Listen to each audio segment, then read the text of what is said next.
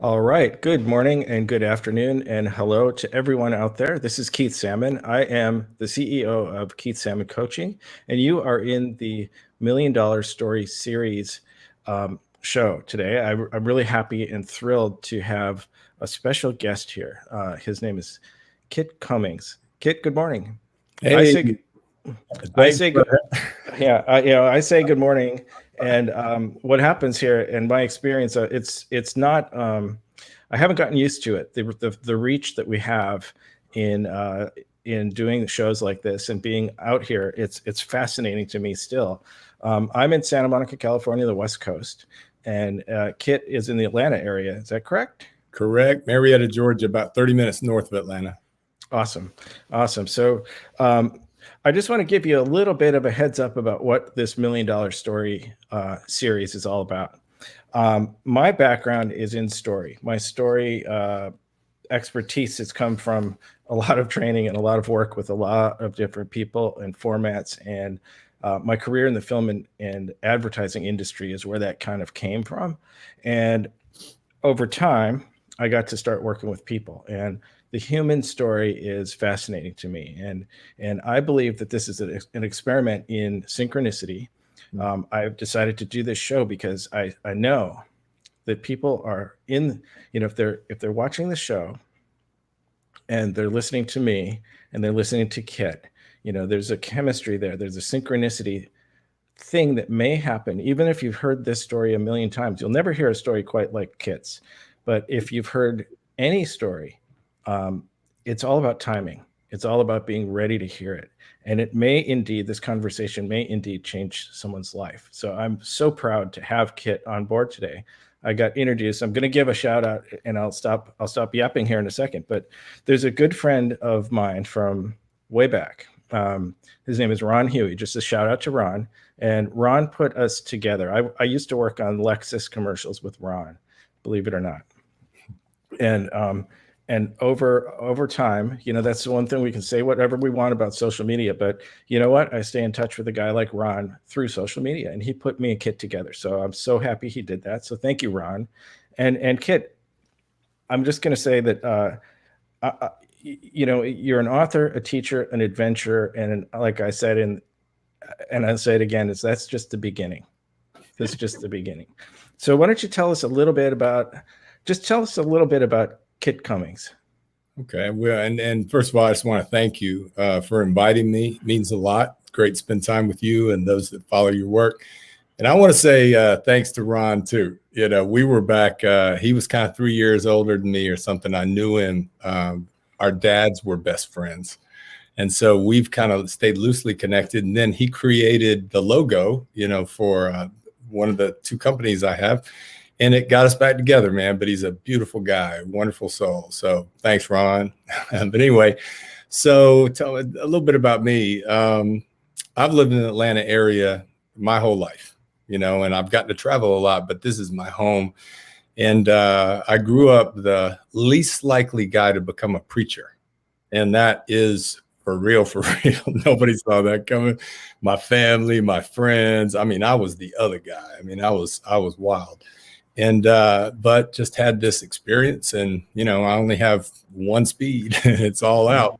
And so once I got turned on that way, I just was like, man, I got to tell the whole world, and became a preacher and found out that I had a gift that was hiding in there. And because when I started preaching, people, responded. And 15 years later, I had been on that track and had success in that area, bigger churches, more influence, more folks, but it was real heavy. And at the age of 40, just kind of, boom, fell out, tired, burnt out, made a change and went into the wilderness, you know what I'm saying? And so that was a rough little road, but it was very significant for me. And it helped provide the space to birth my big dream, which has been rolling here for the last, 12 years. So there's a little bit, 30,000 foot. Right, exactly. So I think one of the things that we talk about here a lot is the survival, adversity, transformation, adaptation, all that stuff. As if we're in life's big forest and we get lost in there sometimes, and we got to find our way. And And it certainly is my story. And one of the things that is, when you start to say label, we can't really label it. There's no way to label you. And when you've got a project called the Power of Peace Project, right?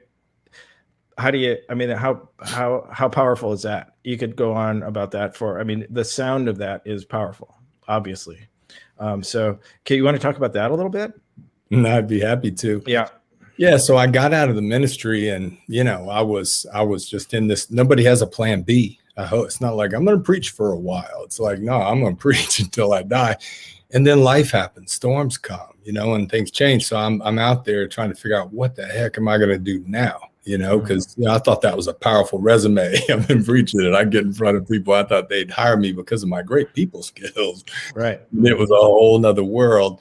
And so, for 4 or 5 years, I was out there hustling, just supporting the family, tried a little bit of this, a little bit of that, and made it work. But I was heartbroken, a little bit of banking, a little bit of insurance, a little bit of real estate, but I was heartbroken because I loved to preach. It was just everything. I believe it's what I'm supposed to do. And I'd failed.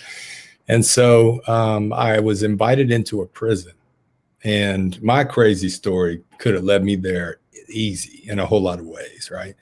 And so I walked in to serve, and I can't explain it, but something just turned on. A switch was flipped, and I just couldn't wait to go back. And it wasn't some little jail. It wasn't some kind of detention center. It was Georgia's most violent, dangerous maximum security prison. And they were in the middle of a gang war. It was just crazy.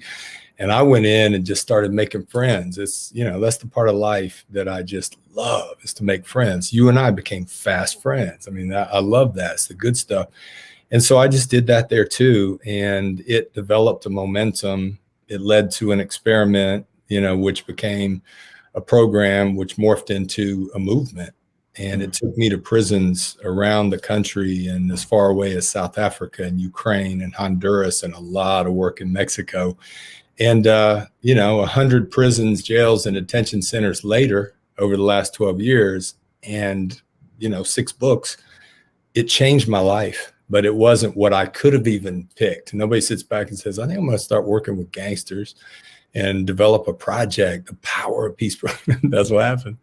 Right. Well, tell me this, could you, because I remember when, just full disclosure, I have talked to Kit one time before. We had a great conversation. And what I noticed about you, and this is what we have completely different backgrounds, but we have completely unbelievably similar paths that we could have met a million times, if that makes any sense. So what I loved about talking to you is that I could virtually close my eyes and visualize, that moment, that first day you walked into prison, and so when we say that, we're used to a lot of kind of shock value in the internet and the modern television and films or whatever it is, but painting that picture of the feeling of what that must have been like. And I've experienced something completely polar opposite of that, but in a similar genre, let's just say. I'll explain a little bit about that later. But could you paint that picture just briefly of did you think that you knew it was kind of an epiphany for your path, or did you just go in and go, what the hell am I getting myself into? You tell us. Yeah, I think one, I love the concept of your show. Because, life is one big long story made up of just a bunch of little stories, and that make our life journey. And so I didn't know I was at one of those turning points, and the road was going to take me a different way. But I was totally set up for it, because 2 years before that, really about a year before that, I reconnected with a young man who was in a church that I was leading back in 1998, I believe, was when I was leading a pretty large church. I don't know, 1,500 people maybe. And there was this little boy, he happened to be Latino, and he would wait in line to come and see me after, when I would preach. And he was awesome. And he would always have the best thing. Here's what I learned, Mr. Kit. And he became like a little brother to me. And then I went off to lead another church, and I lost him. And I assumed, no news is good news. Hope he's doing well, my little buddy Luis.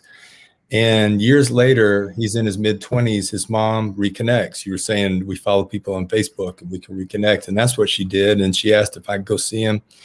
and he was had been charged with a gang-related murder charge, and it was a potential death penalty. This is worst case scenario. That's how God threw me into this work. But the reason that I didn't fear, and I say it in my book, so I'll tell you here, the gang is MS-13, and the most dangerous gang in the country. I mean, it's, enemy number one of the FBI and Homeland Security, and so, well, besides overseas terrorists, but I didn't see that. I saw my buddy, the little boy, and so we worked together over a 2-year period. And I taught him about the good life, and he taught me about the gang life. And so I was set up with that as a context. So when I walked into that prison, I was already fascinated because I had seen someone's life change. And he avoided the death penalty, ended up getting 20 instead of 30 because of his work with me, helping to create this Power Peace Project.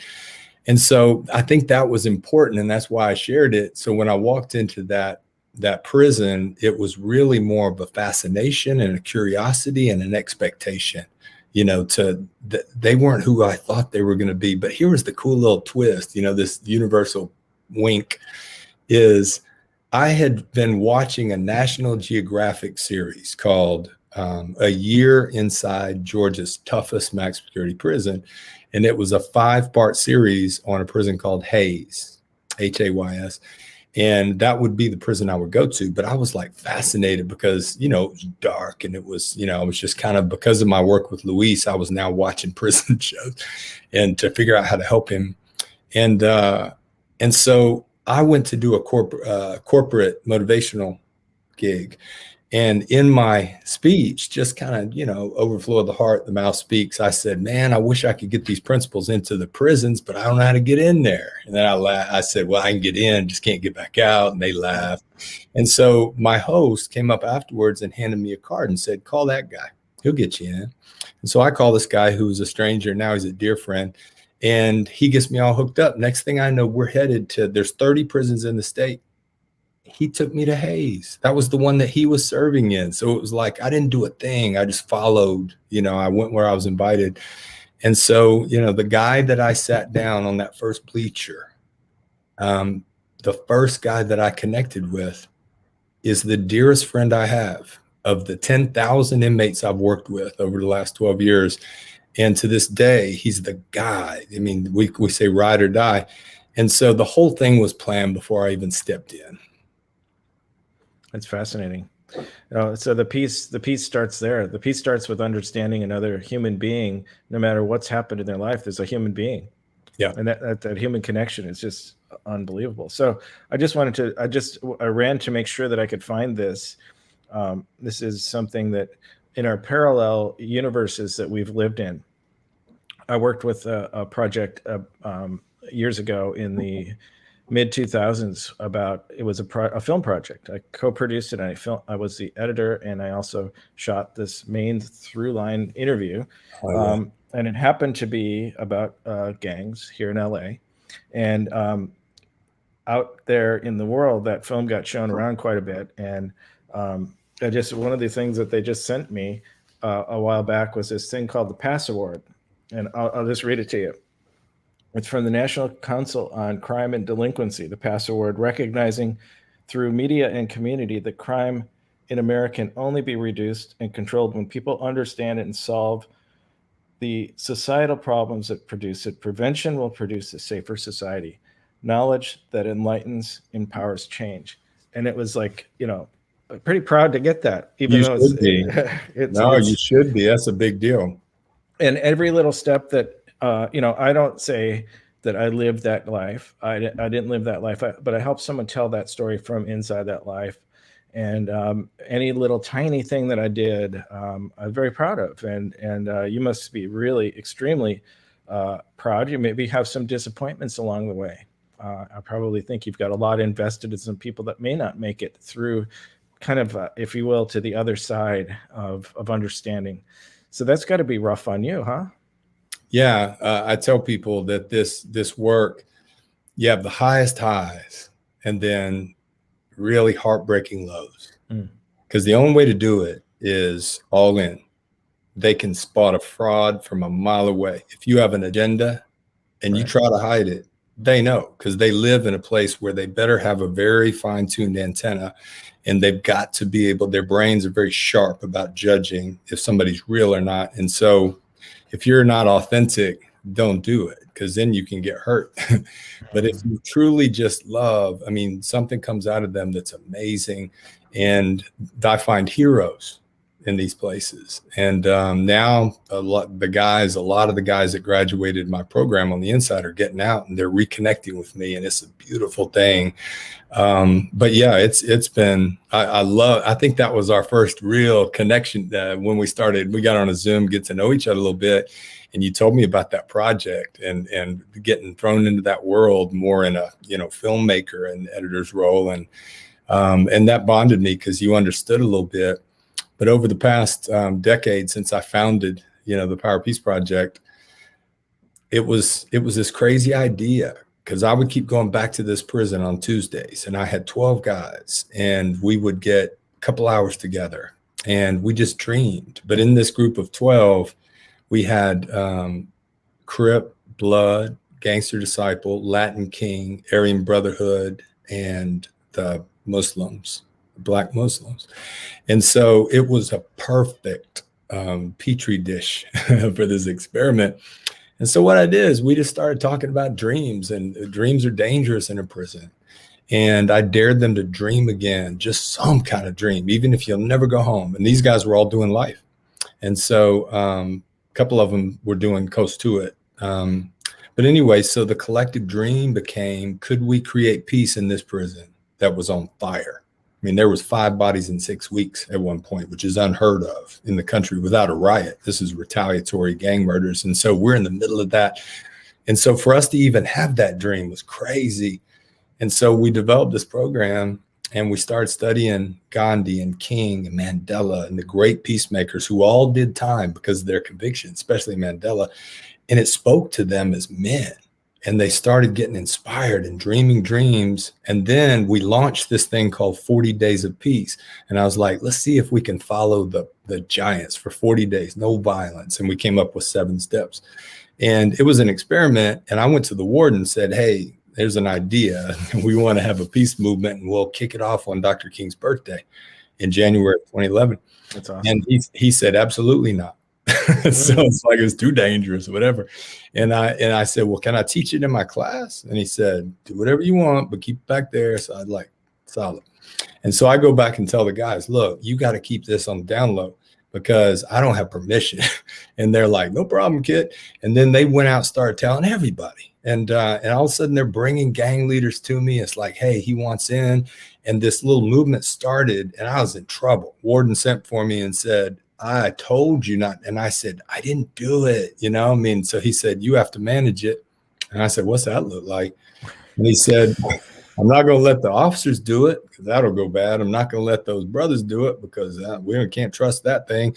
And so you do it, which means that I was the guy who was going to get thrown on the bus if it blew up. I'm like, all right.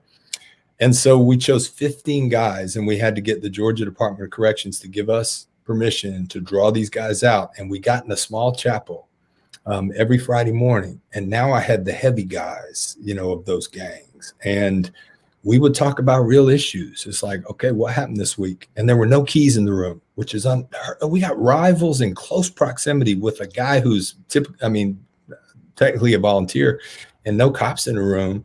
And we started discussing real issues, you know, hand go up, and it's like, yeah, day. Well, this week, a guy was wrapped up in a sheet, tied up, set on fire, and thrown off the tier. What do you think we ought to do about that? Because, you know, we got to retaliate. And I'd say, I don't know, let's talk about it. And they became the council. And so negotiation would happen. He'd say, you know, we got to hit back. And they'd say, listen.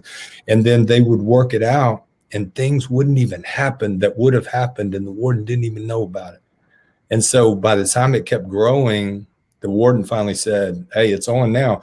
And we started filling the visitation room on Fridays with just all the different rival groups. And magic happened, and violence just dropped so dramatically that prison won Institution of the Year that year in the state of Georgia, and went from worst to first. And that put me on the map. But they were the heroes. I just got to witness it and kind of author it a bit.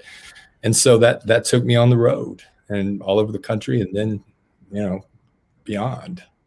So Right.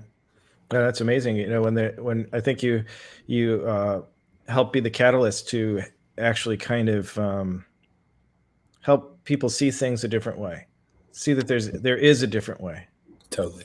Yeah, you don't need to convince anything. You can just show them there is a possible different way of thinking about things, a different angle on Completely. things. Yeah. Yeah. That's honestly, that's part of this $1 Million Story series. I talk about the $1 Million Story. It's not a money thing. It's about the $1 Million Story. It's like a heart of gold. Everybody has one. Does that mean that I'm not going to get my million? I thought that was kind of the deal. Yeah, that's coming. That's good. That will be coming. I'm messing with you. But yeah, so it's like the idea that no matter who you are, no matter where you are, no matter what's happened in your life, you've got, the potential for transformation. All you need is a little bit of, willingness to just see it a different way. So true. Yeah. And it's basically, if I want to really understand you, Keith Salmon, and then I need to get close enough to you to really see you, and really just see. And you told me your story, and all of a sudden I'm seeing you, and there's respect that comes from that when I get close enough to really see you. And then if I really do see you, then I feel you, I feel your story. And I visualized you working with the gang member in LA and bringing it to a screen, and just that whole thing fascinated me. Now I'm feeling you. And now in a very short time, I feel like I got you. I got you back. If somebody says, what do you think about Keith? He's dynamite, bro. I got you. And so we started that in the prison. I see you, I feel you, I got you. And I made them say it to one another in unison. And it's exactly what you just said. Once I know your story, I have a hard time hating you and judging you. It's at a distance. Well, I think woven through all of that, like you say, getting closer and closer, you get closer, woven through all of those things. I know you, I see you, I know you, is I trust you. So those people obviously trusted you with something. Well, and I challenge them. I say, how you know if you can trust somebody? Because that's hard in today's world.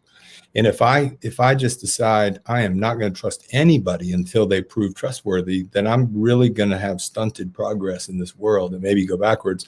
So I say, how you know? Trust them. You'll find out. Just go ahead and let's start with trust. And so we started there. And then all of a sudden they started to believe they could trust me, and they could maybe trust each other. So you had Crips and Bloods that weren't killing each other, and they're sitting down at a table over 40 days, and I'm giving them curriculum and discussions.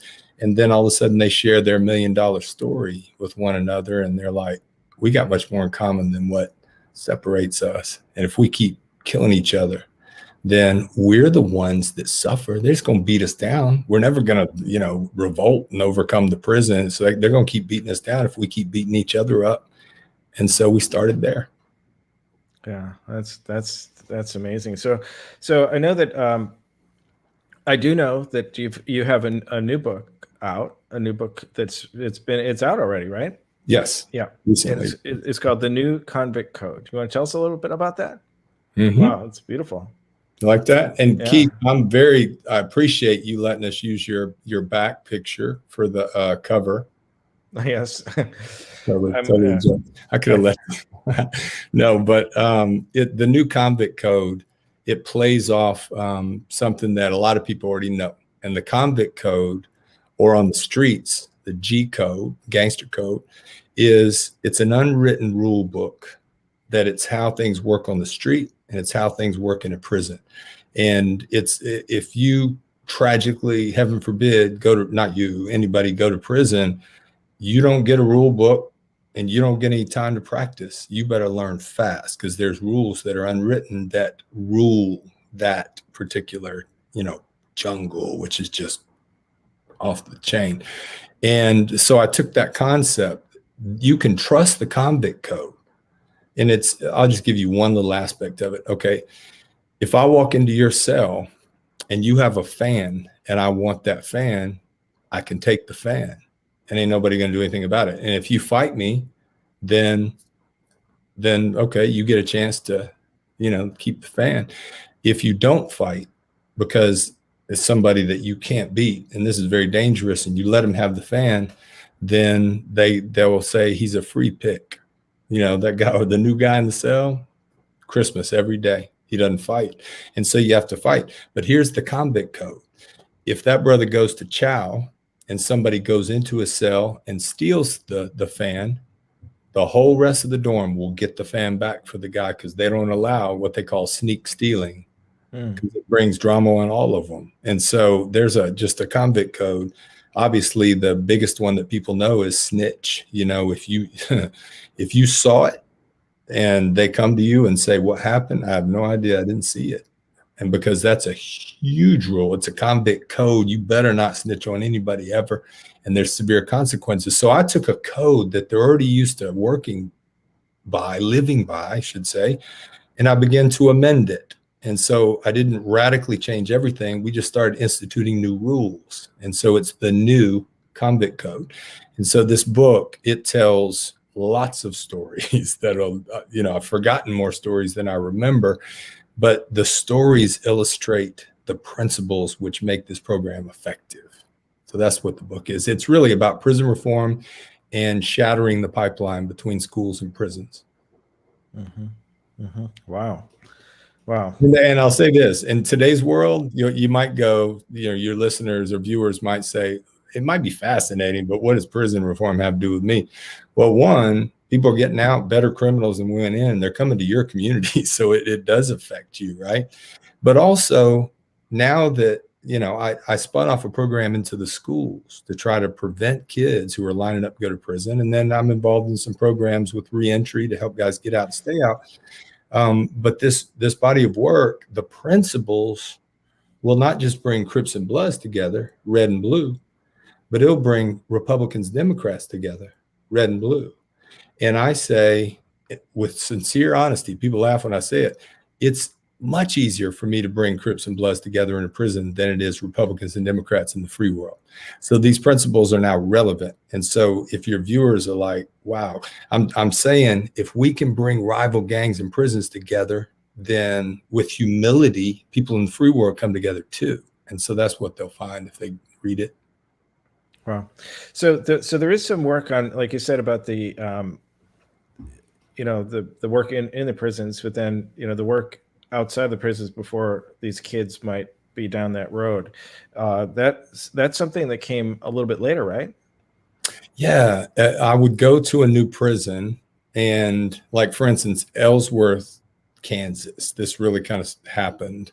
It's kind of did in Michigan and Ohio. I would get asked to speak at schools because I was in town a good bit to do the prisons. And then they'd want me to go speak to the kids because the kids in the schools, you know, might be inspired by this. And so I'd go into a tough little school, and the principal would say, look, Mr. Cummings, they're not going to, just don't take it as disrespect. They don't listen to anybody. And so we're just going to try to keep them settled down, but do your best. And I'd be like, okay. But then I'd start telling this story, and it was quiet and all eyes on me because it was gangster, hip hop. It was their world, but it was light in the darkness, and gangsters becoming peacemakers, which spoke to them. So I went to work creating the same type of program, but in their language for them, and bringing rivals together in the same way. It's like, I can bring Crips and Bloods together. It's harder to bring football players and marching band together. And so, you know, we started building bridges, and it stuck.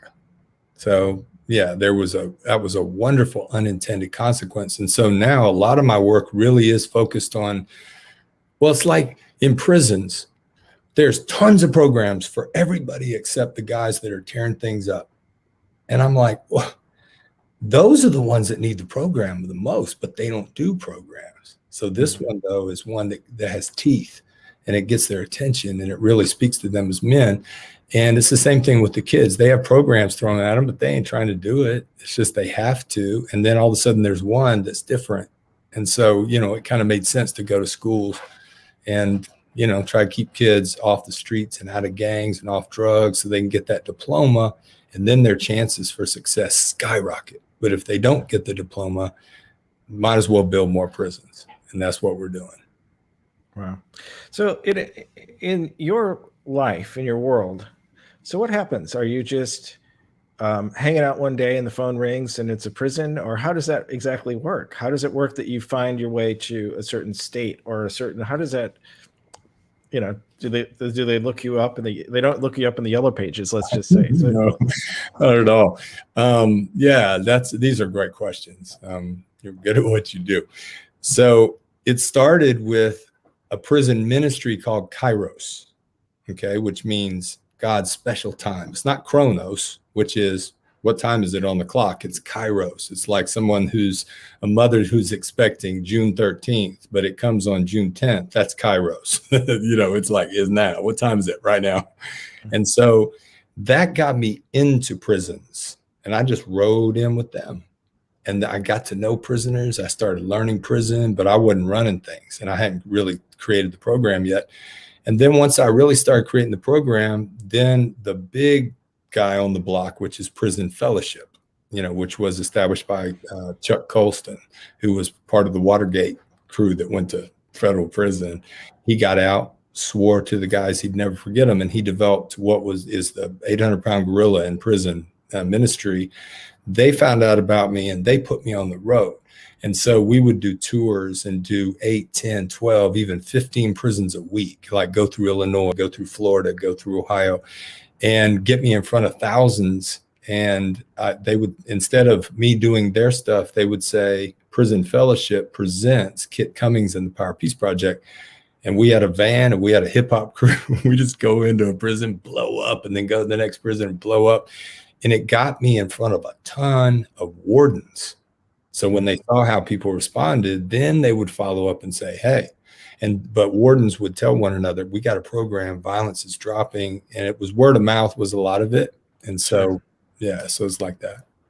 Wow, that's pretty amazing. That's, it's like, this is the time of the show what I would really, that was kind of a lead in to say, I would like to ask you, the guest, if there was, there might be a Kit Jr. out there in the making, someone who's going, because this is that moment where you can give somebody a real shot in the arm to pursue that dream that they may not even know they're sitting on. Does that make sense? Absolutely. So I like you to give somebody a little bit of a see it a different way. This is something that you can do. This is something you can be successful. And it's like the satisfaction of helping someone, even if, you put your heart and soul into it. And sometimes it works, sometimes it doesn't, but it's a passion that you have. You obviously have. Yeah. And for people to follow their passion is an amazing thing. So give those people a shout out right now. Okay, man. Thank you. Because that's what it's all about. These stories, I know you want to inspire people that your story is important too, just as important, just as unique, just in a different way, which is great. Could I interrupt real please, quick? Please. What I see you doing here, what I see you telling those folks that you have helped, is you're telling them that their story means something. Each and every one of them have a story. It's like a fingerprint. It's like a snowflake. It's theirs. They own the intellectual property to that story, and that their story means something. So I just wanted to thank you for doing that, because it's a very similar thing. So it's not that we're we're facilitating their stories. That's what I do. So I'm sorry to interrupt, but I wanted to make sure that the audience knew that those people, they all have their own stories. They're not just this massive audience. They're one story at a time. So it's to me, it just kind of like, it strikes a nerve when I forget to say that. I just wanted to make sure that each and every one of those people has such a powerful thing going on right inside their heart. So yeah, no, thank you for that, because it sets up my answer better. So everybody who's paying attention to this, I know this to be true, is all of us have a soul, and take the religious baggage off of that. It's just the pure source stuff, whatever you believe that source to be, or whoever. And that comes into us, into the world wrapped in flesh. And that soul is eternal, but it also is gifted. And so everyone has a primary dominant gift attached to that ball of light. The meaning of life is to find out what that gift is. And then the purpose of life is to give it to the world. And I love this quote. It's Howard Thurman. He says, ask not what the world needs, ask what makes you come alive and do that, because the world needs people who have come alive. And so anyone can stand up and tell their story without even preparing, because it's your story, it's your life story. Problem is, we judge our story. It's not important, or it's bad, or whatever. My story is a train wreck. It's a series of horrible choices through life, and that I kept failing forward and learning, and failing forward and learning.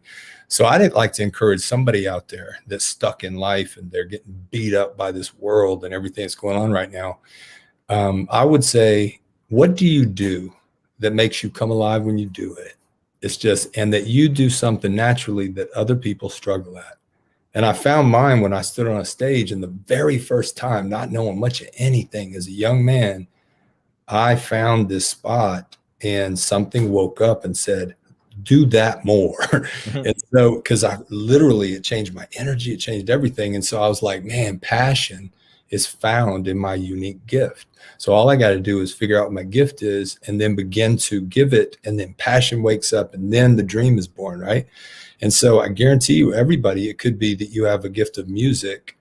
Even if you are in a totally different career, if you really exercise that gift, it'll either make you incredible at what you do as you bring the music of your life into your CPA practice, or maybe you can write, or you can play music, or you're a great engineer and you know how things fit together, or you could be a great storyteller, or you could be a great videographer, and editor. Or all of us have something. And when you get lost in it, I bet you anything, that project that you did in LA around the gangs, I bet you got lost in it because you have a gift. And then you gave that gift to the world and you got the pass award. Okay. It was like ding, ding, ding, ding. You kind of hit your thing. And so people out there that don't have a dream right now, I say, not just everybody should have one. You better have one, because the bigger the dream, the stronger the pull. And if you're going to make it through this thing, pandemic, economic crisis, race riots, and gender and equality, and race and politics and religion and legal and illegal, and black lives and all lives and blue lives, and gosh, keep on going. It's a divided world. We need people who have come alive. And so the dream does that. And that's something that anybody can do. Even if it's, I tell the brothers behind the wire, pick a dream. I don't care what it is, something that you want to experience. So in a Mexican prison, I had an interpreter, and I had one of my books translated into Spanish. Went into a cartel controlled prison in Tijuana. 50 guys marched in, sat down, didn't know who I was. I don't speak English. I don't speak Spanish. They don't speak English, some of them. And so it was the perfect scenario. Can I connect with these men through an interpreter over 40 days? And so we started talking about dreams. And when we start dreaming, we all become little boys again, and little girls that activate this imagination and start building our future through imagination. Problem is, right now, a lot of people are driving in their cars and they are using their imagination, but they're imagining worst case scenarios, not knowing that they're creating it. So one of those beautiful brothers down there in Tijuana raised his hand. He said, I want to see the ocean for the first time. And I want to get out and start my own deep sea fishing company. And I want to take people out in the ocean because my daddy taught me to fish. And it was in this beautiful Spanish that was interpreted through Jesus. And it was beautiful because he was dreaming of a future that was better than the hell he was living in. If he can do it, anybody can. So that's the power of a dream, the way I see it. It pulled Dr. King through horrible situations, eventually cost his life, that dream. That's the power of it. Yeah. Well, that's a great story. That's a great answer, and a great inspirational message to anybody who's watching. I wanted to clarify one thing. We talk about the project that I worked on, and just for myself, it's always very important for me to say that I was just in the right place at the right time and asked to help someone facilitate their own story. And I just plugged in and saw what I saw and asked them to look at it in this way and presented this as a completely neutral story from the point of view of another filmmaker who happened to be in the gang. And so I felt like that magic of love that I have for that man. I never experienced anything like that. And it was that, and the byproduct of all of that and connection was that project. And so it wasn't my passion project, but I was just invited to participate in someone else's. But it clearly changed my life and the way that Can I look speak at to things. that? Yes. Because I love that. I mean, you just put it together right there. And one, I don't think there's no coincidence really. It's coincidence. It's when two incidences running together, right? And so, whether it's just dumb luck or whether it's right place or right time or whether it's synchronicity, you guys, you were vibing the same thing. You're both filmmakers in one way or another, which is very similar. And then synchronicity, brought you together in a series of, couldn't have done it. It was one person inviting another and speaking about this. And then all of a sudden the connection, and then you love this guy because you got close to him. And so that's the cool thing about dreams, is when you just focus on what you do really well, and then you have an intention to help people. Like you already told me, that's what this show's all about. The right people will show up in your life that need what you have, or you need what they have. And that's what happened for you. And that's why it was a beautiful project that you got an award for, because it was authentic. It wasn't something you created.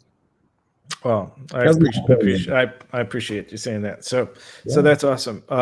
Well, we're gonna we could go on talking all day, which we'll probably do one of these days. And I just want to thank you, Kit Cummings, for coming on this morning and this afternoon and all day, wherever we are in the world, because we do have people watching from all points. And what a fantastic message, and what a fantastic passion that you're able to share with us. And thank you so much for coming on today. My honor. I'm thrilled. Thank you for having me. So Kit, if there's a place, the best place, and you can follow, hit me with an email and I'll put it in the links so that when we pop this video around, that they'll be able to find you. Okay. But tell us where do we find you? Where's the best place to find you? Yeah, very easy. It's just kitcummings.com, or just put my name in, and powerofpeaceproject.com. Or again, just Google Power Peace Project. And then on the normal social media platforms, I'm easy to find. And plug your book real quick. So just so we remind everybody. Yeah, absolutely. Definitely go to kitcummings.com, Amazon, and it's called The New Convict Code, and bringing peace to the streets from behind the wire. Because the solutions that we're seeking to bring people together in the free world are already working behind the wire. And so it's time for them to be the heroes and start bringing peace to the streets, which, I mean, who doesn't want that? That's awesome. That's awesome. What a great message. What a great way to start the weekend for me, and hopefully for all of you guys who are watching, and for you too, Kit. I so much appreciate it. I'm going to wrap it up now. My name is Keith Salmon, and we are here in the $1 Million Story series, ongoing stories that will hopefully help you take some action on your dream and your vision. And your story matters to the world. Honestly, that's why we do this show. So once again, thanks to Kit Cummings, and we'll see you on the next installment of the $1 Million Story series. And I would like to encourage you, if you're on Facebook, to consider joining my group, the $1 Million Story Ninjas. And that's what we do. We work on your stories, because everybody has a $1 million story, and I help people use that story. I say that your story is your most valuable asset in your business and in your life. So I can help you with that. So join that $1 Million Story Ninja group, and can't wait to meet you. So Kit, thanks once again, and I'll see you real soon. Okay. And thank you, Ron Huey. He's the guy that talk about facilitators. He's the guy who put this show together. He's the executive producer of today's episode. Ooh. Yeah. All right. Thanks so much.